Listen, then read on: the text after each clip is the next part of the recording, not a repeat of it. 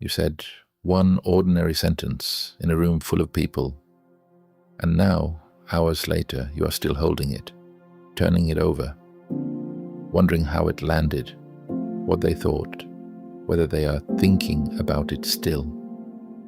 They are not. They went home and thought about themselves, the same way you are right now, thinking about you. But knowing that has never once been enough to make it stop, because the fear of being judged does not answer to logic. It answers to something older. Here is what the Stoics understood about that fear, 2,000 years before anyone called it social anxiety. The mind treats the opinion of other people as if it were a matter of survival, because for most of human history it was. To be cast out of the group was to die. So the mind still flinches at a raised eyebrow, as if it were a raised blade. This is not weakness. It is an old alarm, wired deep, firing in a world it no longer fits. The Stoics could not name the wiring, but they saw the effect everywhere, and they built a discipline to meet it. The discipline begins with a single, brutal division.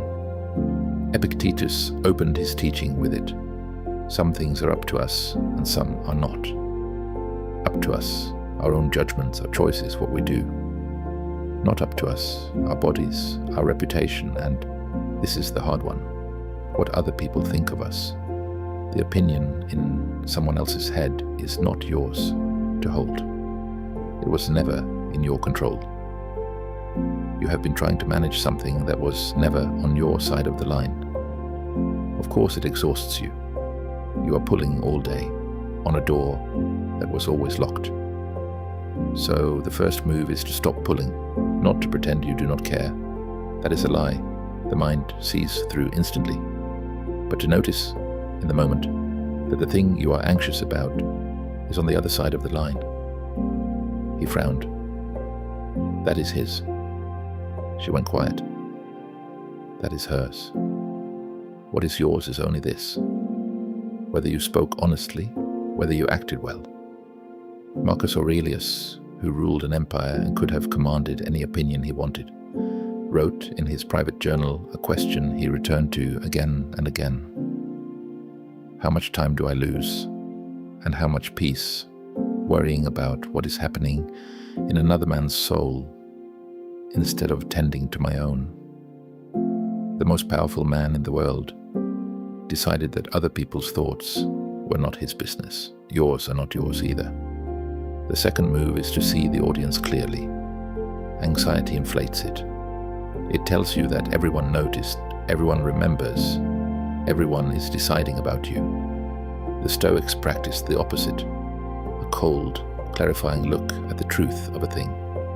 And the truth is this: the people whose judgment you fear are, almost all of them, absorbed completely in their own lives, their own worries, their own replays. The person you are certain is judging you is far more likely wondering whether you are judging them. Seneca put it plainly. We are all more anxious about how we appear than attentive to how anyone else appears. The courtroom you imagine, where everyone sits watching you, it has no judge, no jury, and no one in the seats. You built it, and you are the only one inside it. The third move is the one that actually sets you free, and it is the one the mind resists most. Practice being seen badly on purpose. The Stoics called it voluntary discomfort. Say the awkward thing and let it sit there. Ask the question you are afraid is stupid. Wear the thing, send the message, raise your hand. And do not rush to repair it. Each time you survive being judged and nothing happens, because nothing ever happens, the old alarm learns something new.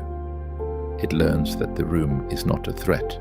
You cannot think your way out of this fear. You can only walk through it in small doses until your nervous system updates its ancient map of the world. The Stoics did not seek comfort. They sought to become the kind of person a hostile opinion could not move. And that is the whole of it. Not to stop feeling the flinch. The wiring is old and it will fire, but to stop obeying it. To notice the locked door and let go of the handle. To look at the empty courtroom and walk out of it. To let yourself be seen imperfectly again and again until the seeing loses its teeth. The people in the room will think what they think. That was always going to be true. The freedom the Stoics offered was never the freedom from being judged. It was the freedom to no longer need the verdict. So the next time one ordinary sentence follows you home, ask the oldest Stoic question there is this mine to carry? And when the answer is no, and it almost always is, set it down. It was never yours. If you want the practices in this video written out, the ones the Stoics use to loosen the grip of other people's opinions, the free toolkit is linked below.